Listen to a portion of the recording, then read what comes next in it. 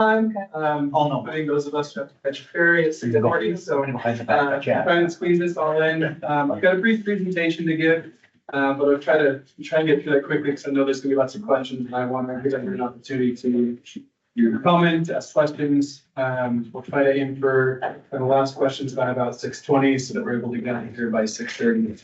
And respect that time frame. Only other housekeeping item that I want to point out is that we have what's called the owl over there. You can see what it looks like, an owl. That's because we're recording this meeting, so that everybody who misses out has a chance to refer to it.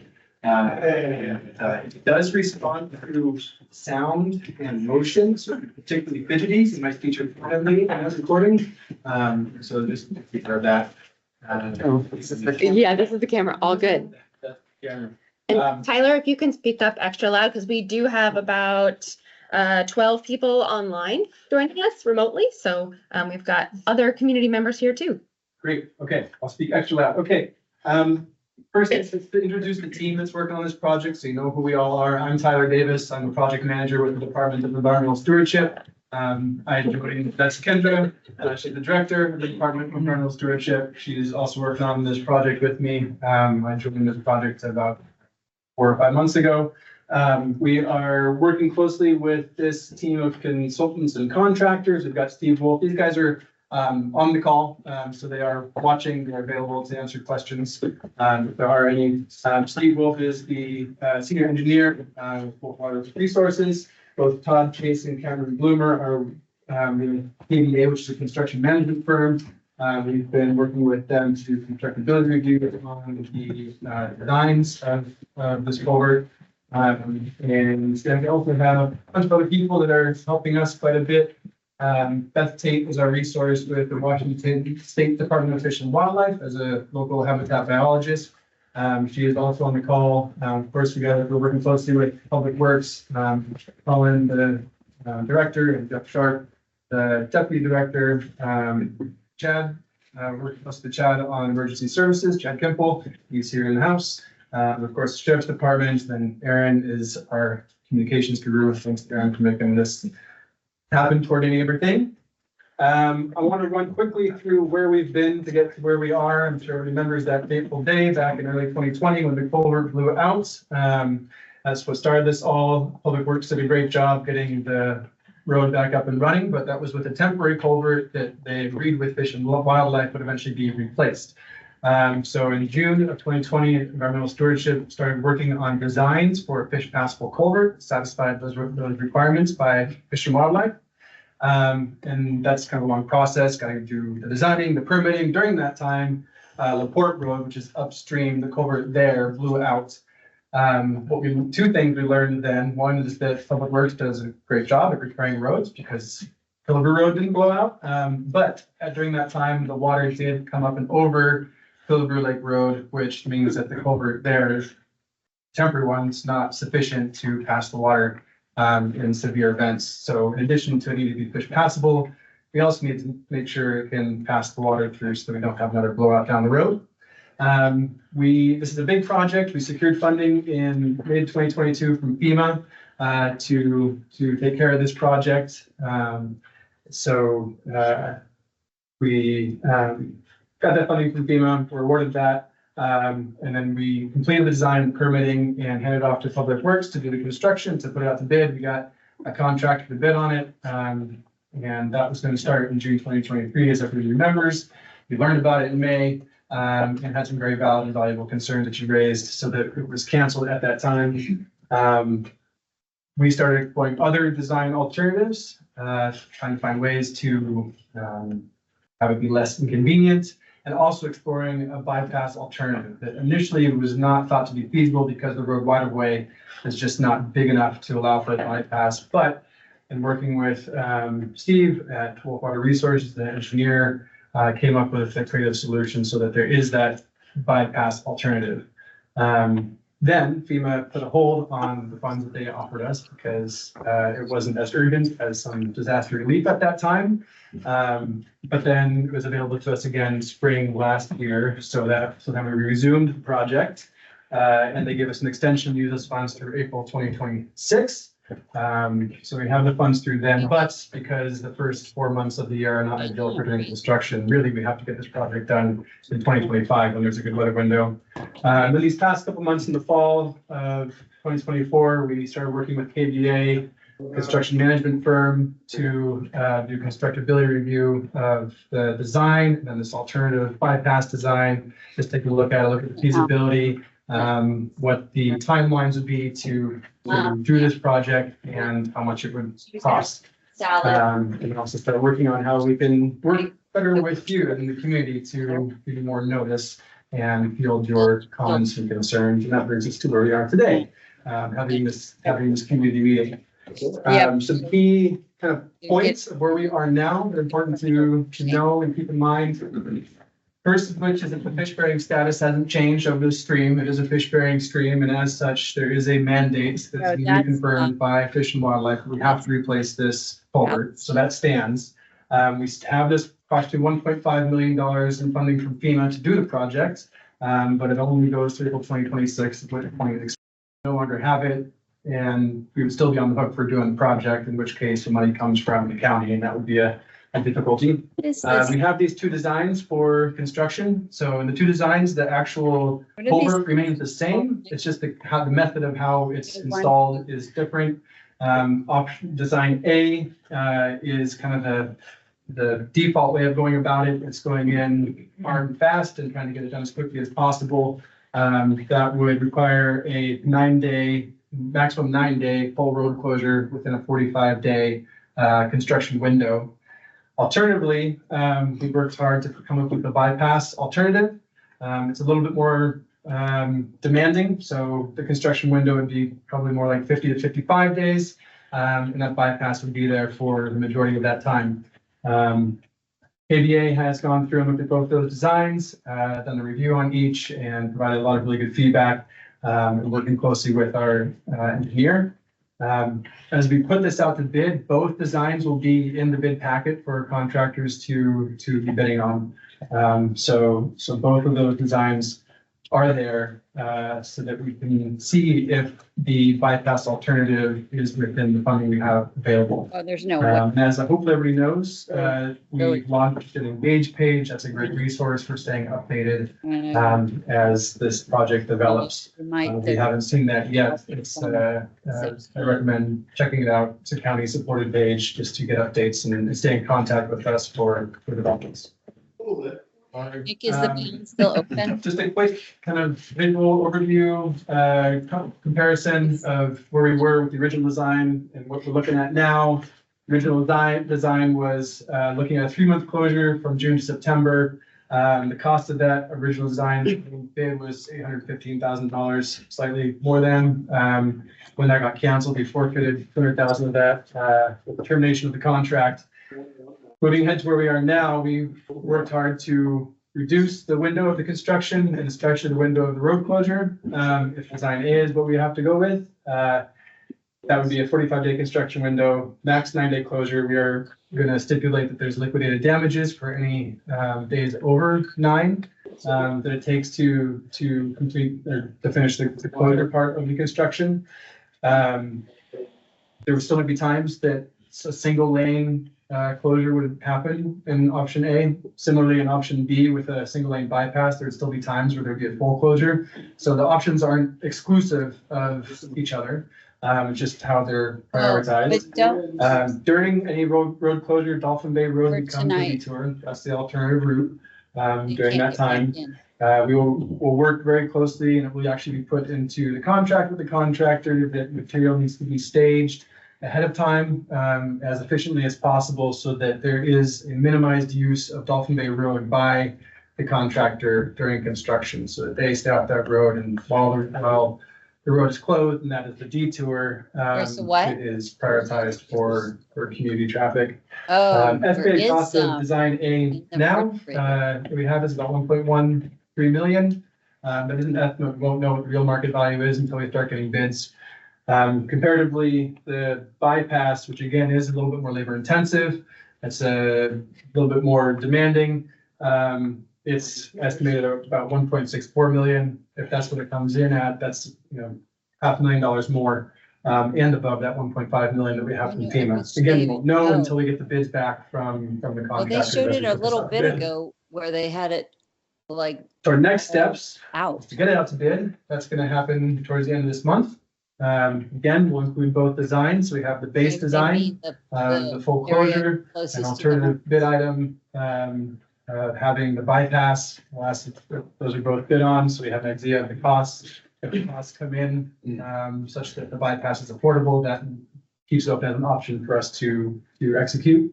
We will stipulate in the bid packet that there are road closure Well, now let's maximums. figure out what we're gonna And do about. so the 9 people days is what we're sleeping looking at. And we are also including incentives if the Well, contractor were to finish before 9 days and The liquidated thing is, damages, Three which of is like a them. penalty So, if they exceed the 9 days.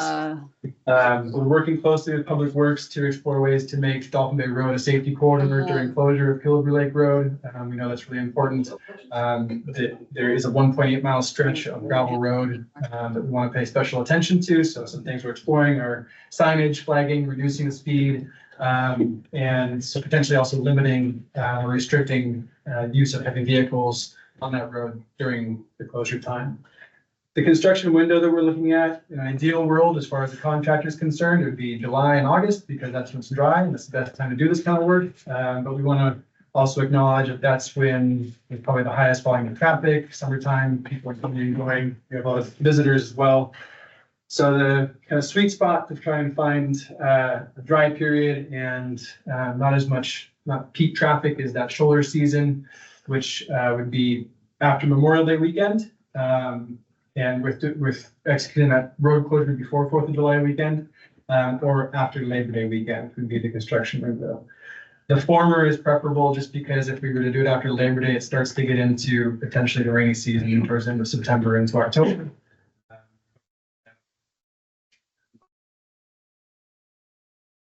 I know emergency services were one of the biggest concerns that were raised previously with any type of road closure, if it's 1 day versus 3 months, however long it is. So it's one of the things that we want to address foremost. In this map, the X here is the culvert. That's where the road would be closed. And currently, on just west of that, this is the heli medevac site in case of emergencies. So with the road closure, obviously anybody to the east can't access that. We are working on and talking with Chad and other community members about establishing a temporary heli medevac site from this location here off of I think it's this Old Farm Road. So that is something that we're exploring and trying to confirm, because I think that would hopefully take care of a lot of concerns about access to that medevac flight. And the flag there is just to point out where the fire station is as well. And then again, How will someone be addressing personnel access to that fire station during the road closure? Chad can answer questions regarding the fire station.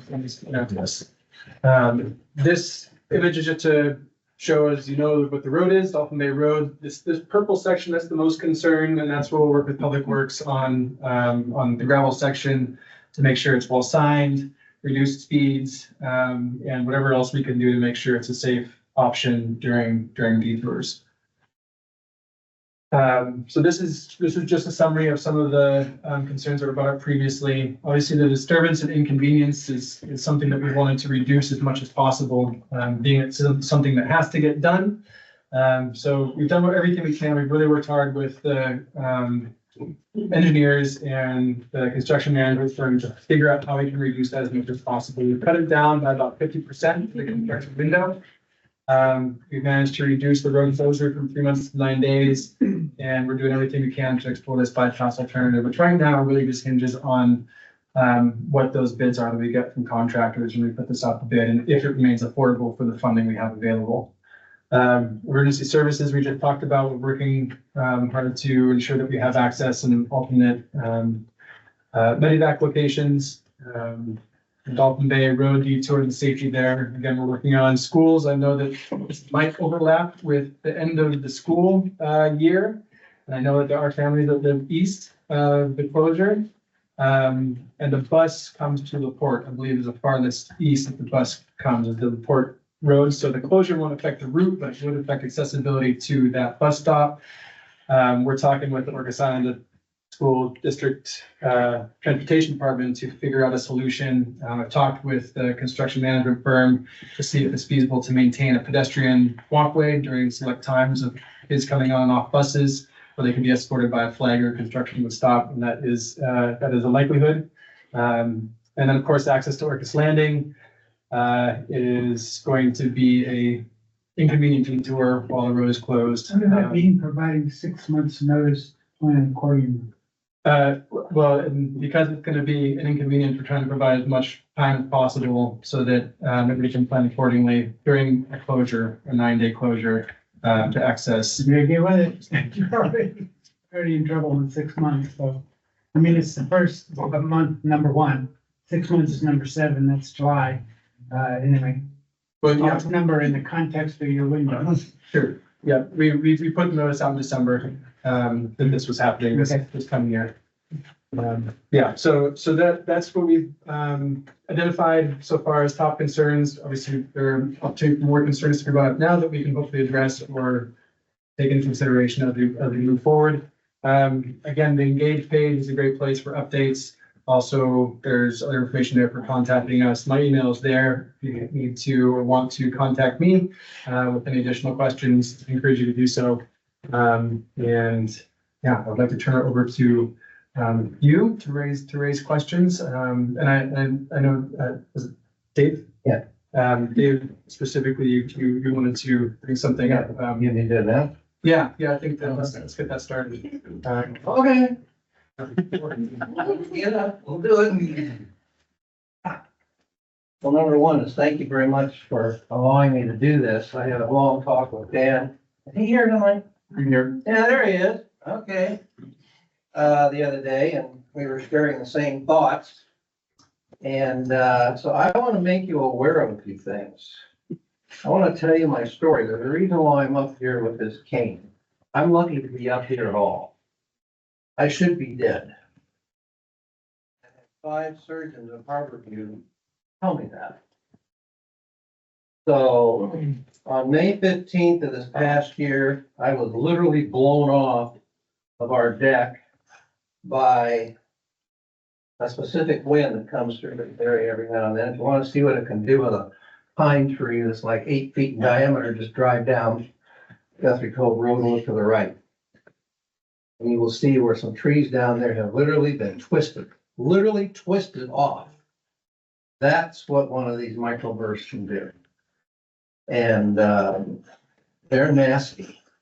So I just want to tell you what happened there, because one of the things that this is not addressing adequately, in my opinion, is what happens.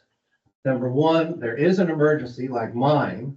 Thank goodness mine didn't happen when this was going on. I wouldn't be here. I just plain wouldn't be here. Why am I saying that? There wasn't time. My wife called the EMTs immediately. She saw this happen. And called him up and said, hey, you got to get out of here right now or he's going to die. And they were at our house in 30 minutes. Now we live way south on Guthrie Cove Road. And 30 minutes is moving. And that's with very little traffic, no complications. They got everybody together. His dad was on that team, I'm almost sure of it. And started getting me out of there. And within about an hour, I was on the helicopter, initially headed to the zoo, which I call Harborview. If you've ever been in there, you'll know I call it the zoo. That's right, isn't it? And so they said, no, we're not gonna, and I never lost consciousness. Never lost consciousness until they put the needle in my arm and started pumping me full of drugs. They said, we're taking you to Bellingham. And I'm thinking, why am I going to Bellingham? I finally put 2 and 2 together. They didn't think I was gonna make it. And they took all the way down to Harborview. So they took me to Bellingham. You would not believe all the stuff they did at that hospital at St. Joe's. $60,000 for the testing. Everything you can imagine, they ran me through. They finally cleared me then to go down to Harborview. Wonderful place to go. We got at Harborview around 11:30. It took them 2 hours to get the surgical team together because there's no lady. What's that? Are you in charge of this meeting? It's two. You're gonna find out in just a second. There's only 2 surgeons at that hospital who could do what I needed done. And they had to find one. They finally found. The reason I bring this up is every person in this room is subject to what I went through. There can be accidents, there can be heart attacks, there can be fires, you name it. And if this road is closed, good luck. You're not gonna make it. Because there's not enough time. Right? Right. You just don't have enough time. I was lucky. Because we had enough time. So if you go home tonight and you fall off of something and you gotta have the EMTs showing up, you better hope they get there in 30 minutes and get you out of here, or you're not gonna make it. That's why I'm bringing this up. We're all subject to what I'm talking about. This proposal should have a proposal along with it for a total bypass of this culvert while it's being replaced. Then we won't have this problem. And until we have that, we're gonna have a problem. Just think about it. There's this highway, I don't know if a lot of you realize this, but the Dolphin Bay Road is one of the most dangerous roads in Orcas Island. I agree, absolutely. It's dangerous. I can't tell you the number of times I've driven over that and seen fire up to the side and the ditch and the woods, you name it. I don't know if there's ever been a catastrophe on it or not. It probably has over the years. It's a dangerous road. In fact, there's a lot of places where it doesn't meet the definition of a county road because of the curves and because it's so narrow and because there's no drainage on it, all runs down the road. Now, why did that culvert fail 2 years ago, right? 2 years ago? What, 3 years now? I lose track of time. Well, I'll tell you why it failed. Because the county failed to clean it out. The culvert was completely blocked with debris. I live in a neighborhood where we have 2 culverts on our major road. They were also blocked and they also totally dammed up during that rainy season that we had a number of years ago. I was one of the guys who went down there and chipped away and got the water out of that before the whole road washed away. And there's other roads all over this island that have this happen. That's why that thing failed. You ever ask yourself, why in the world is the county so upset about this when they didn't do anything before? Not one thing. If they would have, none of us would be sitting here. It's all about the fish, though. What fish? That's exactly my point, sir. What fish? Exactly my point, sir. We understand where you're at with it, so. Yeah, I don't want to get into all that Yeah. stuff. I don't want to get into all that. Yeah. Thank you, sir. So you're, Huh? I'm with you. Okay, what you need to do, and then I'm gonna sit down, Yeah. is you people need to take action. You need to get on your computers and write these folks letters. You need to write whomever you want to get some answers and let your voices be heard. Because if they're not, you know who pays this bill? We do. Just look at what your property taxes did last year and the year before and the year before. And what have they done? Nothing until this past week. This is what I had in my body 4 months. This is called, just so you know, want a little proof. This is called a bilateral internal fixator. Any of you had that? Nope. It's not fun. Bet. That's the only reason why I'm alive with you. Thank you. I appreciate that. Yeah, thanks, Dave, for sharing your story. Thank you. Dave. Hey Taylor. I, Hey, you talked about a path, a bypass path for school children. Could that be also used for bikes so we could like ride your bike to the post office? Good question. Have to explore that. Yeah, talk about that with the construction management firm that we're working with and see how that might be a possibility. We haven't explored that yet. Also, is there a contingency in the contractor's plan to help maintain Dolphin Bay Road? Not in the contractor's plan, no. We, again, will work with Public Works ahead of any closures so that at least that 120-mile stretch would get graded ahead of time, so it's in the best condition it can be. Again, get it posted for signage and reduce speeds. Cool. Go back a little, I didn't understand, you said that the culvert in LaPorte gave out because the one on Lake Killebrew? Yeah, so, No, there were two blowers. Right, okay, one had nothing to do with the other, you were saying that if we needed to repair the one here that we're talking about. when the Port Road, when that blew out, it caused a lot of water to come down to Killebrew Lake Road. The only parallel between the two is the inaction of the county to clear the culverts. Exactly. Because the debris from the Port Road filled up my ponds. Yeah. And that's what kept Killebrew Lake Road from blowing out a second time after the fix. The fact that my ponds were in the way, dams, were in the way, and they muffled. I've got pictures of probably 4 to 6 inches of water flowing over Killebrew Lake Road.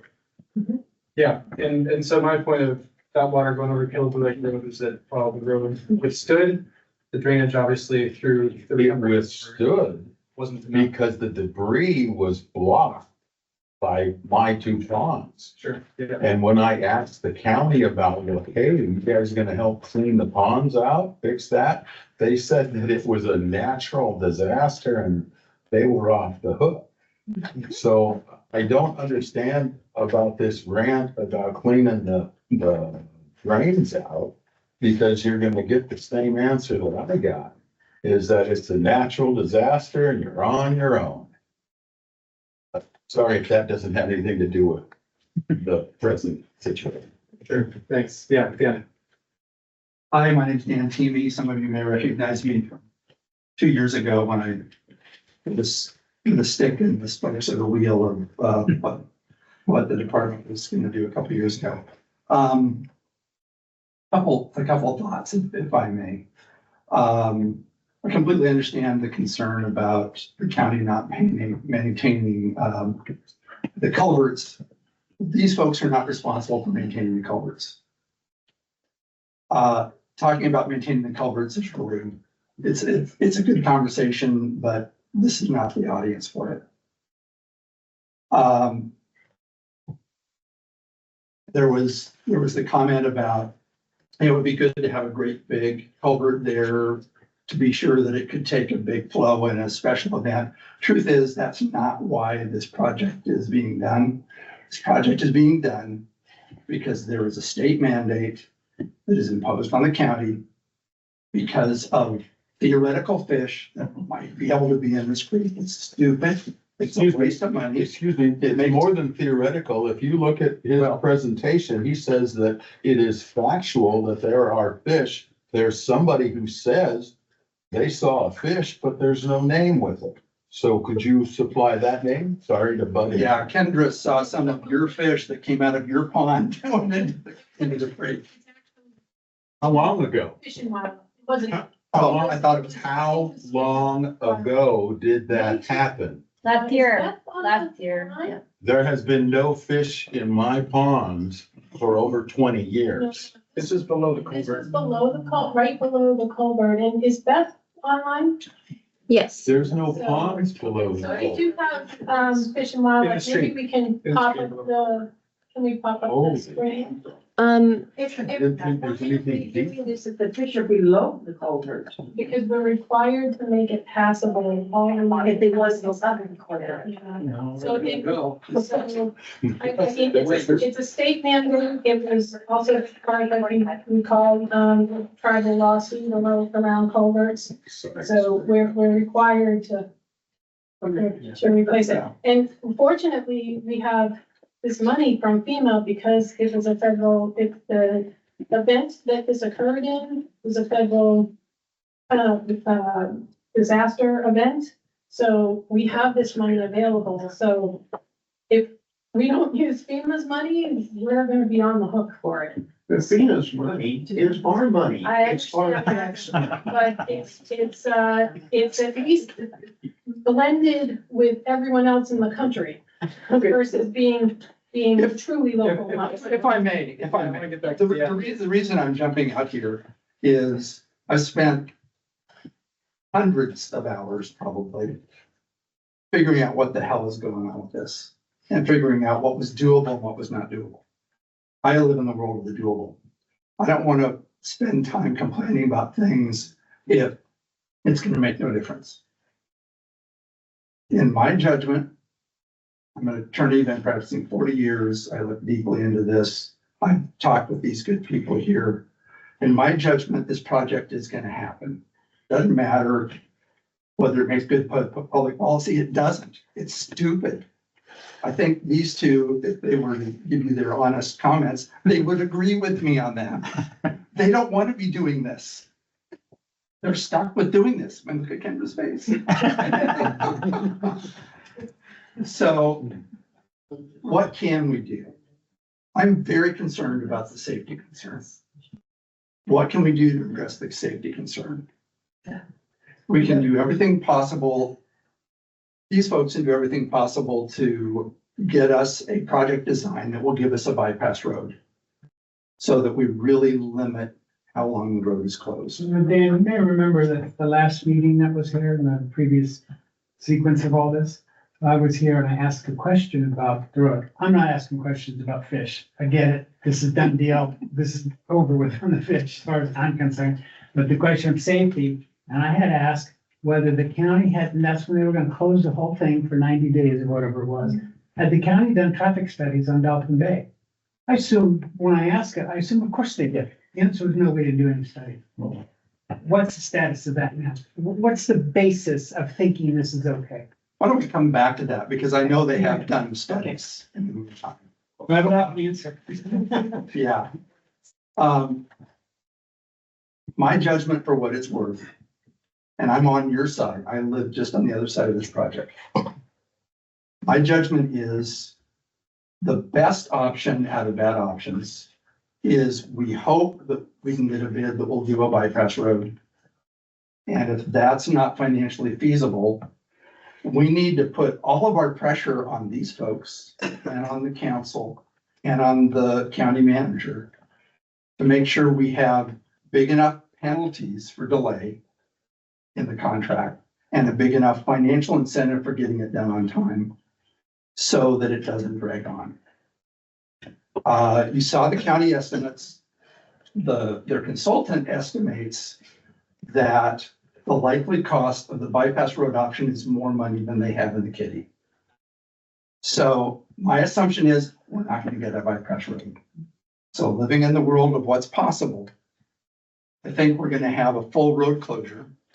And so our focus, I suggest, needs to be on pressuring these folks and anyone else we can pressure to have as big of delay penalties as possible and as big of an incentive for timely construction as possible. And with that, I would ask these folks, maybe this is a question for your consultants, what's your current thinking on with the road closure option? What is your current thinking of what the daily penalties would be and what the amount of the performance bonus would be, how that timing would work? And with the structure that you have in mind, do you have an estimate from your consultants of how likely it is that the closure would go on beyond no longer than, let's say, 2 weeks? Sure. Yeah, thanks for that question, Jen. We've been talking a lot with KBA about this matter. We've had a lot of discussions about it and gone through 3 different calculations, try and have a defensible number, and also have had conversations about where that threshold where the penalty becomes so high that the contractor just wouldn't even want to assume the risk of it, so they don't bid. And we have a smaller pool of contractors bidding, which means it's less competitive, which means then we maybe don't get as good of a bid as we want in the first place. So there's kind of a it's kind of a sweet spot, because I think to your point, if we have penalties that are too low, contractor could just potentially build that into their bid, and then they can extend, and they've already accounted for that. On the flip side, if it's too high, then they're not gonna jump into the pool anyway. And we have a smaller pool, smaller group of contractors to choose from. So the number that we've settled on most recently is somewhere between $12,000 and $15,000 a day as a penalty. That's what we've decided, is kind of had a consensus with the construction management firm, with our engineer, based on their experience with similar sized projects, is a reasonable amount that wouldn't scare away anybody, still maintains a attractive enough project to put a bid in for, so we have a good enough pool that there's a high level of competitiveness. And also isn't something that they have seen or would expect anybody to try to build into their bid, because if the contractor did, then they're starting to weed themselves out of the competitiveness of that pool of contractors bidding on the project. So yeah, that's And completion bonus, I'm sure thing. completion bonus, same on the other side. So I mean, how many dollars and what kind of timing? yeah, per day, a completion. Do you mean like an incentive for completing sooner? Yeah. Yeah. Well, not an incentive for completing, I did not have in mind an incentive for completing sooner, but rather an incentive that if they finish within no more than, say, 14 days, to try to put an outside parameter on this, Yeah. that there would be a substantial bonus from completion within that period of time. Yeah, we did speak with them about that, and in their experience, and they've worked on, KBA's worked on projects on like, big highway projects, is that this size project, they've never seen a completion bonus of, like $100,000 to complete within a timeframe of a size project like this. So those tend to be applied more to highway sized projects where there's huge volumes of traffic, and getting it done on time is important, like it is here. yeah, well, it has a higher volume of traffic. Is important, like it is here. So you're saying you're not thinking of doing a bonus, you're thinking of a daily penalty of 12 to 15,000. Yeah, and an incentive to finish earlier, so kind of Yeah, the incentive to finish earlier is eyewash, right? I mean, 9 days is really fast to do this project. No one's gonna finish in less than 9 days, so you're really asking the community to accept that a contractor is gonna be sufficiently motivated to do it in 9 days with a $12,000 to $15,000 penalty. I think that's ridiculous. So I'll share with you. And I would appreciate hearing from your consultants what they think the likelihood is. What is their estimate of the likelihood that this will be completed with short days Yeah. with that approach? Yeah, we can invite one of our consultants, either Todd or Cameron, to chime in. The question I have, are they still talking about putting a culvert in that is big enough to drive a car through? So to replace one that was very small for at least the last 20 years that I've been here. Yeah. I mean, it seems like they're gonna cut this project down if they make it a reasonable size. I mean, that is absolutely ridiculous. 12 feet wide and 8 feet high. Yeah. I mean, that's something you have under the pocket. So to address that, on there, that is not necessarily the required size for this particular stretch of stream. The problem is the soils would not be able to accommodate other types of culverts. It has to have a wider span to get across soils that are unstable, and wouldn't be able to hold, rounded culverts or other types. It has to be a box culvert of a certain width in order for it to. In order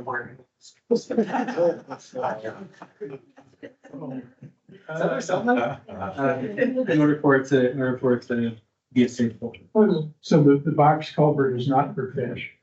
But it's gonna satisfy fish. The whale. It could satisfy a whale. It satisfies that fish requirements, the fish patches requirement. But even if it's big, it's necessary because of the soil. If there were no fish requirement, you still have to be the size you're doing, right? Is that what I'm hearing? If I'm understanding correctly, yeah. A box culvert, it's gotta be, it'll be with the fish too. Right, Yeah. if it's even that or a bridge. Yeah. Okay, so you're stuck with it. Wow. Only if you have to accommodate the fish. No, Well, no, because the soils are so weak in the cycles. Explain to me how that road has withstood, traffic Yeah. or, well, let's see. My folks bought our place in 65. So that's what, a few years. How did the road sustain durability without that magic 12-foot by whatever culvert? I would say it didn't. It eventually blew out. I mean, I'm not a roads expert, so I really shouldn't comment too much on that. We do have, Well, but some members virtually from our roads and team in Public Works who probably could. My understanding is that roads have lifespans, and it sounds like we reached that lifespan eventually back in 2000 when it did fail. 1,000? Sorry, 2020 when it failed. Okay. One question, Sure. is Dan correct that it doesn't make any difference if there's fish or not in that? Which part, having to do this project? Yes, Well, if I can prove that there's never been any fish since they made that fish stand. What's the, it, yeah. I can invite, 37 years, there's no fish in this. so I can invite Beth to comment on that. She's the Fish and Wildlife Habitat Biologist for this area. I walked through there with them that day, all the way through the culvert and so forth, and they agreed there's no fish. So maybe we could have Beth, do you want to, articulate for folks, the situation with fish passage? And what's Yeah. the fish? Yeah, I'd be happy to. Can you guys hear me? Yeah. Hi, I'm Beth Tate. I am our local habitat biologist out here. I cover hydraulic projects all over San Juan County. So that includes anything in the waters of the state. So shoreline, freshwater lakes, ponds, if they are in natural stream flow areas. So I actually was not the person to issue the permit for this project. My predecessor was, but the situation with this stream, and I've witnessed this with my own eyes last summer, is that fish are entering the stream down at the inlet, down at the salt, and they are getting stuck at the bottom of this culvert because of the way that it was originally designed. The road prism is very high, the culvert is perched, there's no way for the fish to get upstream.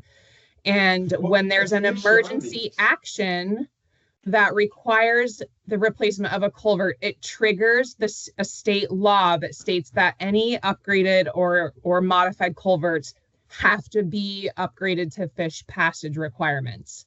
So we allowed the emergency authorization for the replacement of the 24-inch culvert, which is way too small and it's in a poor slope design for fish to enter the culvert, with the caveat that it must be replaced for fish passage. So there are criteria for fish passage sizes, like Kendra and Tyler were saying. The size that is required by us is not necessarily the size that is being proposed, because there are other considerations with the soils, but there are fish in that stream, and by state law, they are required to have passage if the culvert is modified. What kind of fish did you observe in that stream? And how many? Oh, I mean, it's a good question. I didn't go down and see what they were, but for the law, it doesn't matter. You said you observed the fish yourself, man. Way. You said you observed the fish yourself. Did I misunderstand that? I did observe fish. It doesn't matter what species they are. It doesn't matter if they're stickleback. It doesn't matter if they're salmon. They are protected under the same state law. Beneath the culvert. The culvert. It's a pool. It's a pool. The culvert thing, the culvert on Killebrew Lake Road, directly below that, the pool, beneath the culvert is where she gets her mental photos of fish. Whatever. Yeah, I could go there. I'll say true that I've been there and there is fish. So I don't know, all these people are saying there's not fish. Are you biologists? Do you go out there? I mean, sometimes when you walk the creek. Property since 60. What fish are they? Well, And there's never been any fish in it. there's been, yes, there has. Well, I guess when I think of But fish, I think of salmon. And because There it drops have out been behind trout. Bayhead, or I mean, Granny Banks is old place. So hetero trout that are there, many. Do they come from the ocean? Well, coastal cut drought can come from the ocean, but I just want to say that that is correct. Because I could show And I you think what- that we should listen to the people that are experts. And Beth is our regional expert, our habitat biologist, and she does know. Why are we so concerned about fish? I don't get it. It's. Lost a bet. Of state law. Yeah, And, you know, there are lawsuits that happened with the tribes. That's it, right there, the tribe. Yep, and that has, it's nothing. So that's, the tribe was, because they harvest the fish. They're not harvesting these minnows that are swimming around that. I doubt if they harvest cutthroat. The bottom Yeah, line exactly. is that we're required to replace this culvert, and we're trying to do everything that we possibly can to, address the inconvenience and make sure that you have safety. We'll try to get them rejoined. And come up with an approach that, you know, while inconvenient, it hopefully will be a short inconvenience in the grand scheme of the course of the summer. Getting away from the fish for a minute, you commented about staging. Okay, you're gonna have to stage materials, and I'm assuming equipment. What exactly, so you're gonna stick it on the road? Yeah, yeah. So basically, 24 hours a day, you're gonna have to have some kind of a alert, because you're not gonna stage the equipment on both sides of the road. Well, they'd be right? happy to use your property if you let them. Not a chance. That's what I thought. So, No, Yeah. that's not- what's in it for me? If you clean my ponds out, hey. This we seems can like a talk. perfect segue to, a point of interest that I have, and that is Dolphin Bay Road. It's rather short-sighted in some regards for this discussion to seemingly fall off a cliff once this culvert is replaced. We are still left with Dolphin Bay Road. Yep. It's been dangerous forever. I've been here since 1988, and there are lots of folks who've been here longer than I have. Thousands of dollars are spent, and a little extra this year with equipment and gravel to purify the road in certain sections so that perhaps we would be comfortable using it as a bypass. Once the culvert is fixed, we still have Dolphin Bay Road as a very dangerous, narrow stretch of area. There's money in the 6-year road plan, $100,000 a year for gravel road conversion. I would be very interested in the budget from Public Works about how much is spent every year. I've often thought that perhaps they're using it as a training site for staff. So they kind of need a stretch of ground. I don't want to be sarcastic because I am sincerely concerned, not only during the project for Dolphin Bay to be used as a bypass, but ongoing. I understand that Public Works staff did discuss with several significant property owners along the road about the possibility of improving Dolphin Bay. I have a feeling that that is a good place for pressure to be placed. And all of us in this room who ever need to use Dolphin Bay or are required to use Dolphin Bay, there'll be other tragedies or events, natural events, when we'll have to use it. Put your pressure on getting Dolphin Bay Road paved. Do you know anything about the yellow cones that are along the side of the road that have been there for 6 months? Is that the fix they're doing? Because that's where it just drops right off down into a canyon. Pretty silent, isn't it? Yeah, is that the solution? If I may, we've got somebody from Culvert Works on the call, they might be able to address the Dolphin Bay Road, discussion. Go. Jeff, you able to weigh in? He's gone. Yeah, hi, I'm Jeff Sharp. I'm the Deputy Public Works Director. Let's see, as Tyler mentioned, the thought is that the Public Works would run the road grader and maintain and fix the potholes like we always do, but we would do that right ahead of the start of this project. So that the road is in as good a condition as it can be. And then there are sections along Dolphin Bay Road that have limited sight distance around corners. There's horizontal sight distance limitations as well as vertical curve sight distance limitations. And there are portions of that existing road that are narrow. And so my recommendation, I've been talking with staff about this, but my recommendation would be for the duration of the project to actually drop that speed limit in that 1.8 mile section of gravel road, drop that speed limit from what it is now. It's 25 miles an hour posted right now. My recommendation is to drop that to 15 miles per hour. At that speed, the vehicles can navigate those corners and those narrow spots safely. And it's all about speed. That's everyone has driven around corners, other places on the islands. Whenever there is a sharp corner, what you'll find is a speed warning sign, a reduced speed recommendation to basically slow down and take that curve at a safe speed. And so that's what Dolphin Bay Road boils down to is driving it at a safe speed. And so that would be my recommendation would be to go ahead and lower that speed limit. I did look at a calculation, how much delay would that be? Well, in that 1.8 mile section, it would cost a person about 3 minutes extra time to go 15 miles an hour versus 25 miles an hour there. So it's pretty negligible increase. Again, it would be for the duration of the project. So Jeff, I'm happy to answer other questions. Studies indicated. I'm sorry. Could you please also address what you learned from your traffic studies? What kind of usage is likely to get pushed to Dolphin Bay Road during the closures?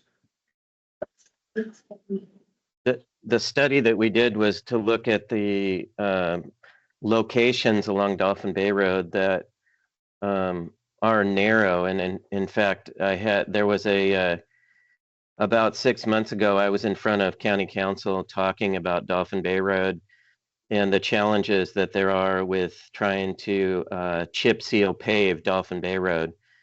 It's in its current condition, it's not ready to be paved. There are numerous locations where the road is narrow or that there are curves, like I mentioned, that have reduced visibility. And in order to correct those, it requires acquiring additional right-of-way from the adjacent landowners. I reached out to individually with, there's only three landowners along that 1.8 mile stretch.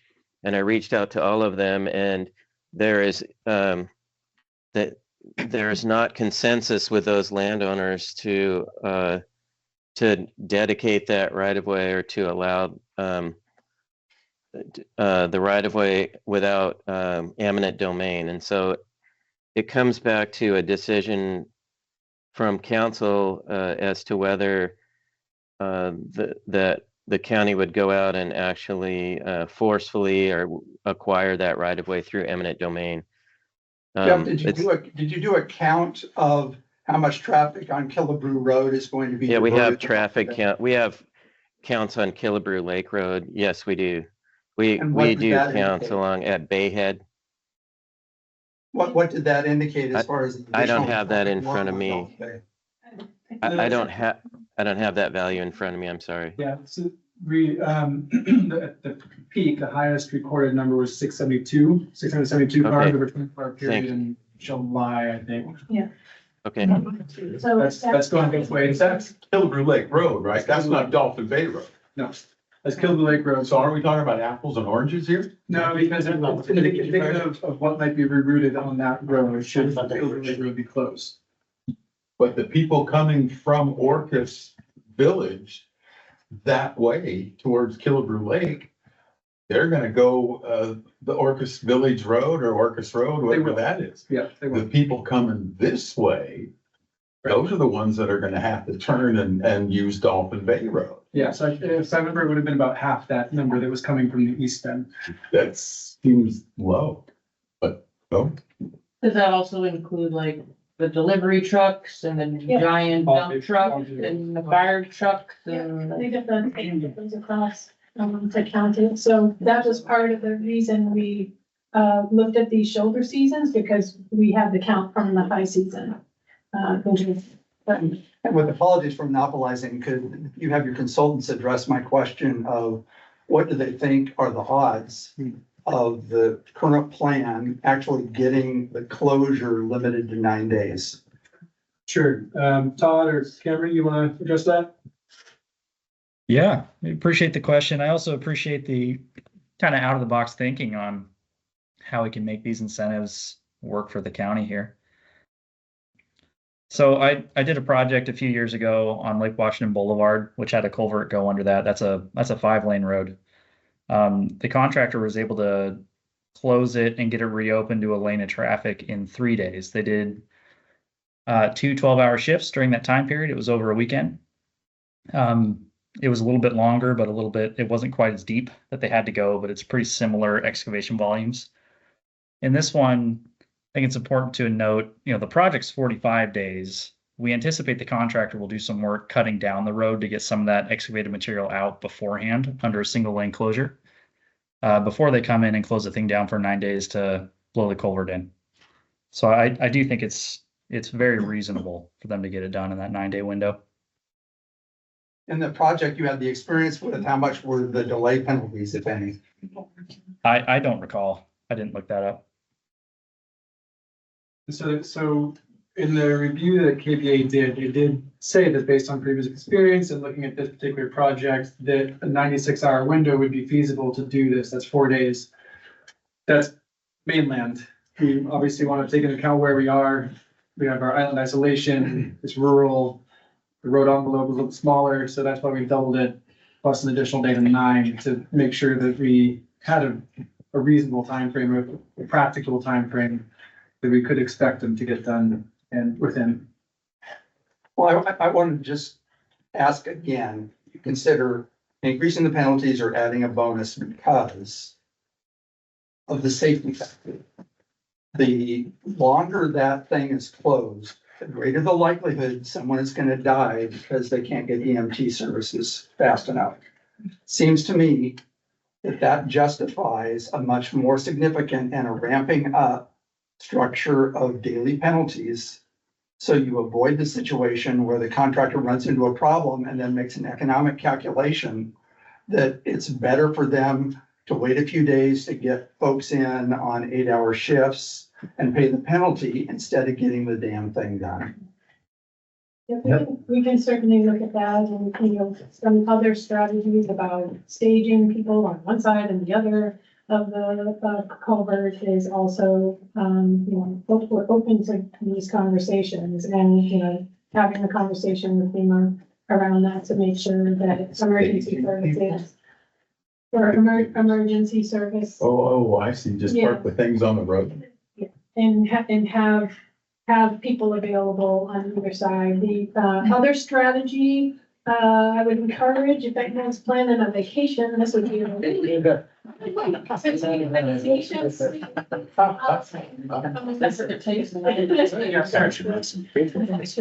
got some questions online, so I want to make sure the folks online get their questions asked. Going back, folks have questions about the FEMA award, wondering if we can talk a little bit more about that, what the budget and timeline for that FEMA money is.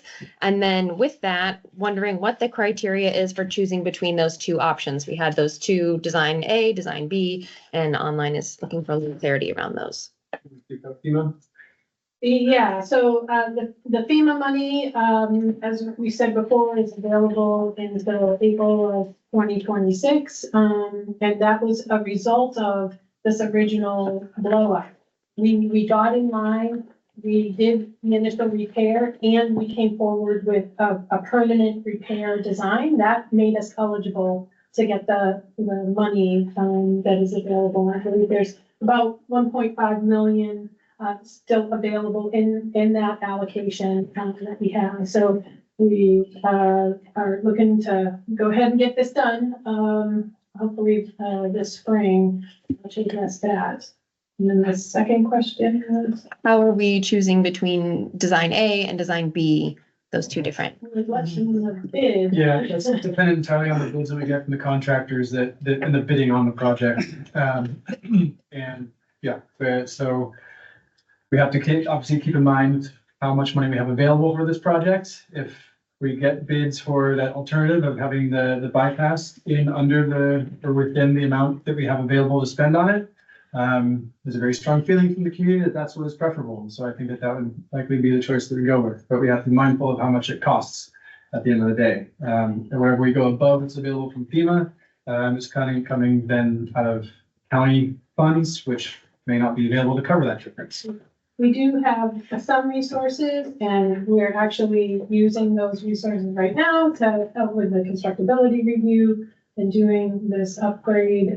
So yeah, we're gonna look at those options. We'll have probably return to council before we approve any contract. Because if it's over the amount, but it seems reasonable that we could make the bypass work with using some of our local funds, then we would need to get council approval to go ahead and do that. But if it's within what we have in the budget currently, which is basically the FEMA money plus a little bit of county funds that we put towards this, then we're good. So we're just gonna wait and see what the market tells us, and hopefully get to an answer that makes sense. Yeah, more questions? Yeah, more online. Wondering about the culvert at the junction of LaPorte and John Jones Road. Wondering if there are any plans about that being updated. Yeah. Jeff, is that a question you might be able to address?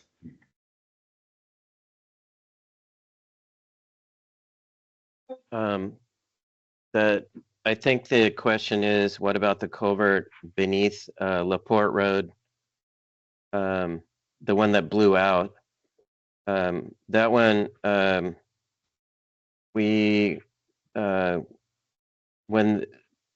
we got about $60,000 to study that from FEMA with no guarantee that there would be money available for construction. And so that one has been put on the shelf. There's a 3-foot diameter culvert in place now, which is adequate hydraulically.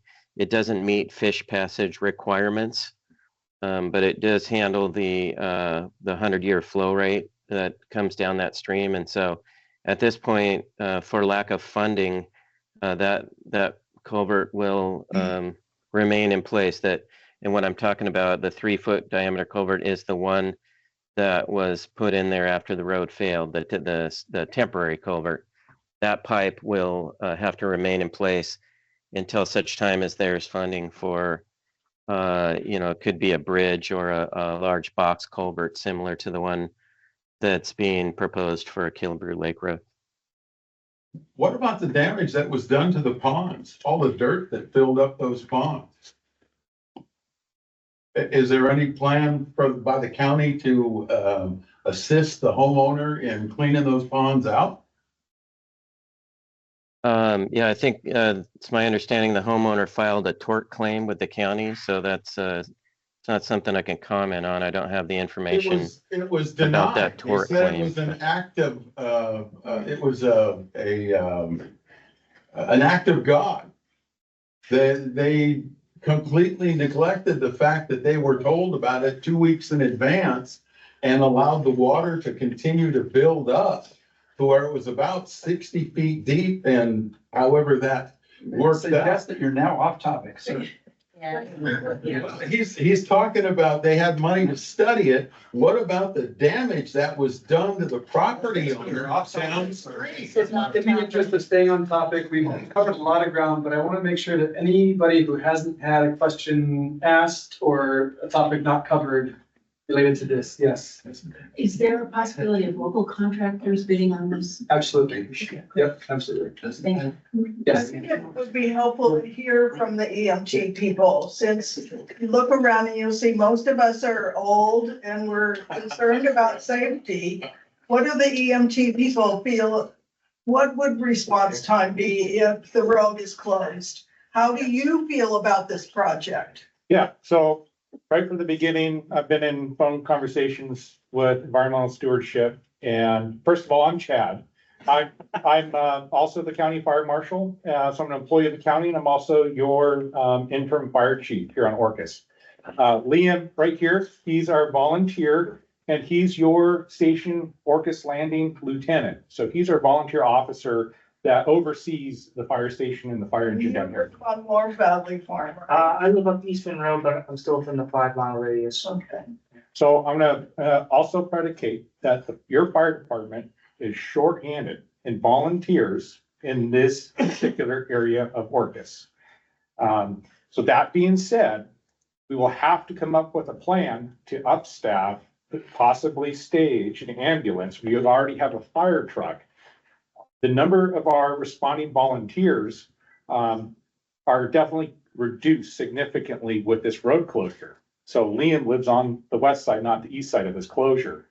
We do have fire department personnel on the east side, but very few in that east side closure. So we will have to account for that, and we'll have to account for some form of upstaffing during the entire full road closure. And that being said, for long-term, if there is a bypass, I believe in that slide, it said it was for light vehicles only. So we're actually having to account for some form of upstaffing for the entirety of the project. Because we won't be able to get a fire engine on a bypass road, most likely. Does the fire engine fit already down Dolphin Bay? Oh, it does, Yeah. yeah. But so. In the S turns there, is that? So we'll have to, I'm just as eager for information as everybody in this room. So we'll have to, I'm still gonna be working with environmental stewardship and public works to understand what the traffic safety measures, if we're talking about just reduced speed, or is there gonna be an implementation of a temporary traffic light, like there's been in past culvert projects, right? Yeah, it is a concern of mine. Because, just as I share with everybody here, if we have a big event on the east side of this closure, we are gonna be fighting all that traffic coming in, and there's a few areas where there's one way.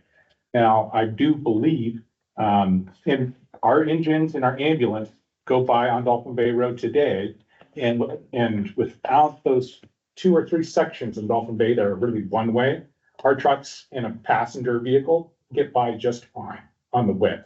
So it's really identifying those key blind corners and having, again, everybody understand what our capabilities are. So on a normal day, they're reduced in your area today. Our crews are staffed 24/7 out of the East Sound Fire Station. But we would have to come up with a response plan that would account for crews responding from that station, but also potentially if we can have volunteers or pay folks to come in on their days off to staff the Orcas station. So there's some conversations to be had in the fire department, but our goal is to ensure that we can still land a helicopter, we can still get an ambulance, we can still get fire personnel to your emergency. But it is potentially could be a little delay. So if we are able to upstaff the Orcas station during that road closure, that's gonna be the best outcome. Thanks, Chad. Yeah. One of the major issues I tried to bring up was we're way short on heliports. The one up here, that's it. This whole, except over on Deer Harbor Road, and we used to live next to that one. There's all kinds, helipad. There's all kinds of places along this road to have helipads. But the county or whoever is in charge of this hasn't taken those steps. And once again, it's time. You can put in certain areas, and one of them's way closer to East Sound, because you can't get in this way, you're gonna have to go around to East Sound. That's another 40 minutes. Yeah. Well, if you had a helipad or 2, then you have to worry about that. I would really, We did show 2 locations of that. but you don't have those. But we're working on. Well, those locations are so close to your current location. It's just one's on one side and one's on the other side of your. Yeah. It's a Those problem. are just to show for if the culvert is closed where we have an alternate. Helipads is probably beyond the purview of the Department of Environmental Stewardship.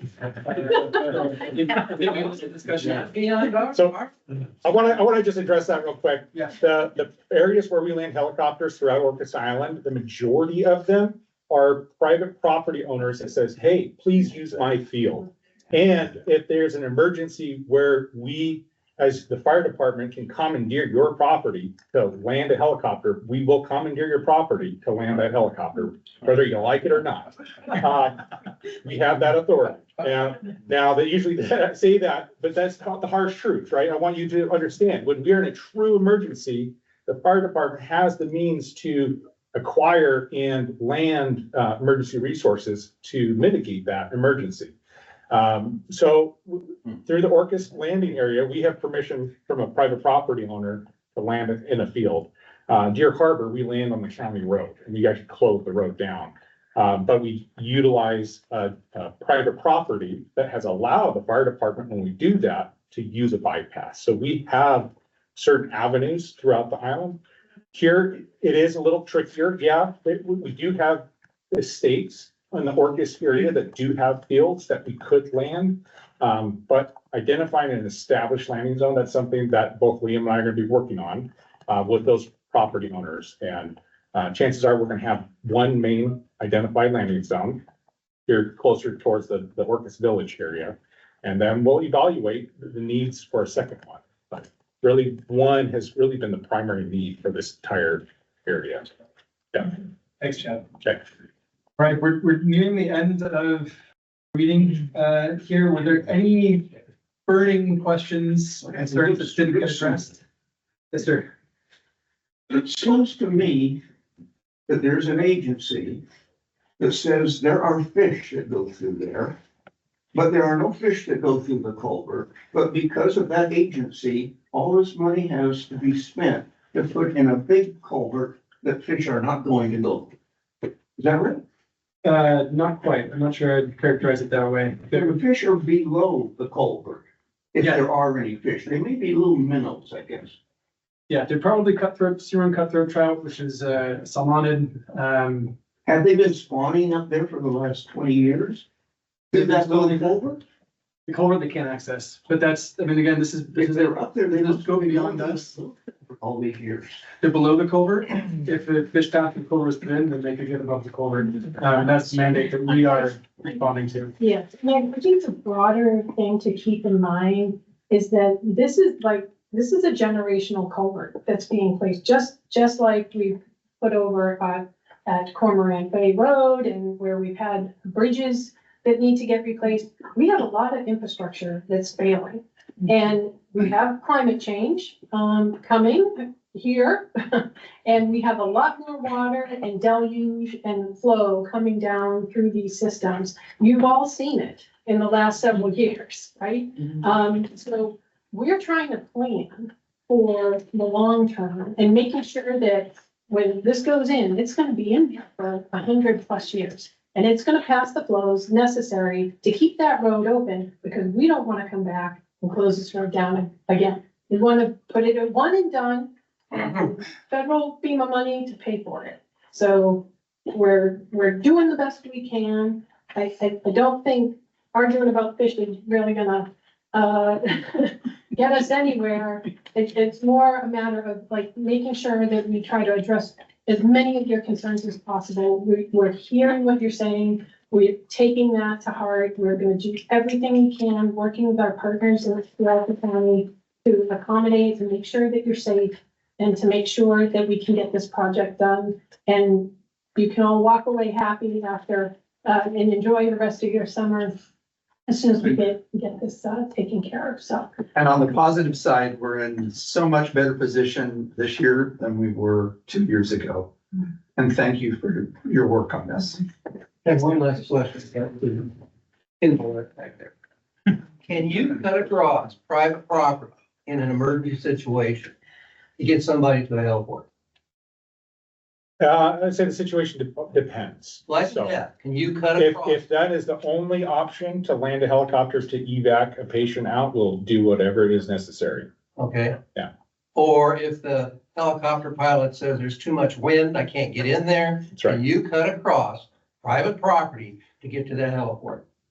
In the case of a true emergency, Yeah. the fire department has the authority to get on private property. So, but it's not a simple answer because there's many variables that go into that. Yeah, that's one of those, don't ask permission, just do it. Well, yeah, but your fire department has done that before and it will always make it right with that property owner. If we drove on that field, You have to. right, we all live on the same That's island. very important. Isn't there already a road? I mean, it's a Yes. private road. There is. Grill owns that place. Rio has a road, I've gone on it. And it's only like, This attitude is the same as yours. Don't come on my property. Wow. Go figure. it's 5 minutes. You're gonna raise that issue? But I just want to be, I want to be clear real quick. The fire department is not condoning, right, Understand. going on private property because I don't want to get the wrong impression. It's Yeah. gotta be a true emergency, life or death, right? Well, that's up to these guys. That's right. And they call you and say, we've got a life and death situation here. We need to cut across Rio's property to get to that heliport right now. Folks, if I may, this is a discussion that, beyond the culvert, we'd like to get home to Friday Harbor tonight, so. Yeah. Very grateful.